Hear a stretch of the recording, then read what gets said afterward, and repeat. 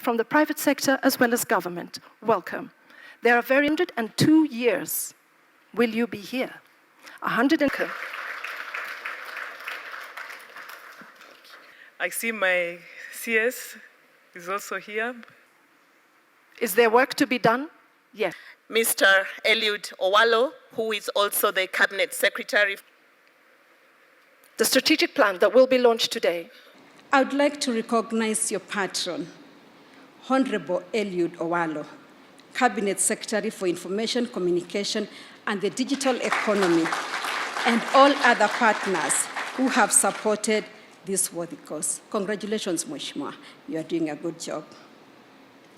Your journey exemplifies the words of Nelson Mandela, and I quote, "What counts in life is not the mere fact that we have lived. It is what difference we have made to the lives of others." End of quote.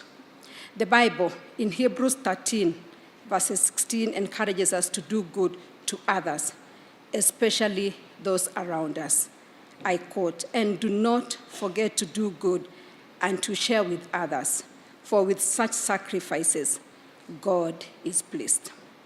This is a noble cause, and I share my heartfelt congratulations to all the members of Pany Women for your dedication and commitment. Your decision to come together and form this association is a testament to your unwavering resolve to uplift one another and pave the way for a brighter future for our women and youth.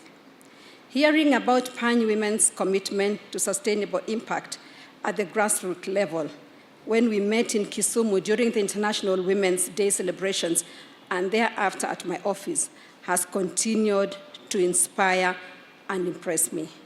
Congratulations once again.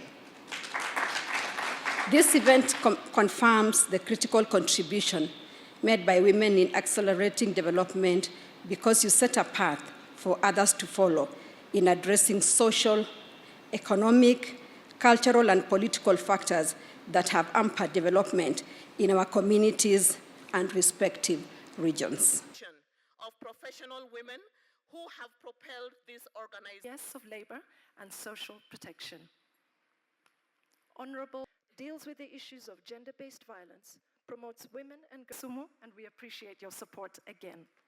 We acknowledge the President allocated the highest ever budget of 30 billion Kenya shillings for student loans and grants, affirming his dedication to providing higher education scholarships through technical and vocational institutes, TVETs. Applications for these TVET grants and loans are now open to students by simply dialing *642#. Let us share this information widely to all our young people, our youth. The government is in the process of digitizing all services, all payments to ease the delivery of its services to us.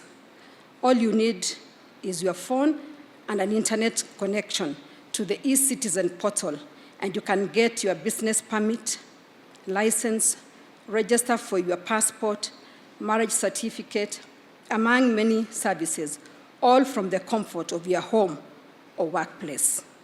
Finally, the President launched the Presidential Landscape and Ecosystem Restoration Strategy, whose goal is to grow 15 billion trees by 2032 in order to increase our tree cover from the current 12.13% to 30%. This creates an immediate demand for quality seedlings, an opportunity women can take advantage of by coming together to manage tree nurseries, earn an income, and contribute to the nation's tree growing efforts. Our coming together as professional women further supports the gender equity agenda of the United Nations Sustainable Development Goals, SDGs, by enabling the full and effective participation by women and equal opportunities for leadership at all levels of decision-making. Listening to the presentations today reminds me of Tom Boyer and the airlift program he organized. The first batch of 81 students touched down in New York City on 11th September 1959, and they were admitted to various universities in the United States and Canada. One of the beneficiaries of this initiative was Barack Obama Sr., the father of former US President Barack Obama, who joined the University of Hawaii. The Pan Women Initiative has the capacity to raise such powerful leaders and create programs that will impact generations for decades. Our coming together also creates a platform for synergy and common good, where we will bring together our resources, opportunities, and skills to support our sisters and brothers who may not be as privileged. We are doing this because we believe that everyone has unique abilities given by God for the good of the community and the nation. The strategic plan we are launching today provides a pathway for us to address the pressing issues facing our women so as to create a more inclusive and equitable future. By leveraging our collective strength and expertise, we can mobilize resources and implement targeted interventions to enable the women achieve their full potential. This will help reduce the psychic poverty experienced in many rural communities, which when combined with a high level of dependency, leaves families with little disposable income for investment. This movement has the power to create a roadmap on how to profitably and sustainably use the resources and talents available in the Nyanza region. The roadmap, once implemented in collaboration with the local county governments, the Lake Region Economic Bloc, and the national government, will contribute to the prosperity of our nation. Let us tap into the vast network of support present today and implement the activities outlined in the strategic plan. In closing, let us remember the words of former American President Theodore Roosevelt, who said, and I quote, "This country will not be a good place for any of us to live in unless we make it a good place for all of us to live in," end of quote. With these few remarks, it is my singular honor to officially declare the Professional Association of Nyanza Women's Strategic Plan officially launched.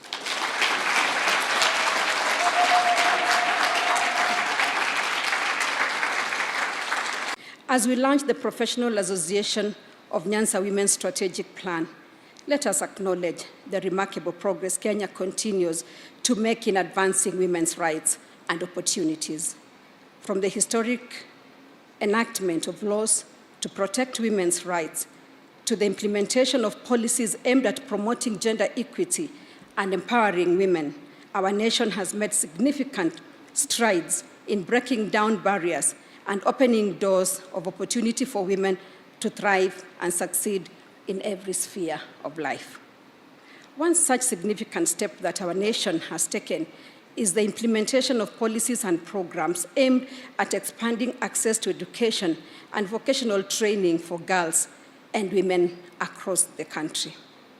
Through initiatives such as the Elimu to Itakayo program and the Girls Education Challenge Fund, we have seen increased enrollment and retention rates for girls in schools and equipped them with the skills and knowledge they need to succeed in the workplace.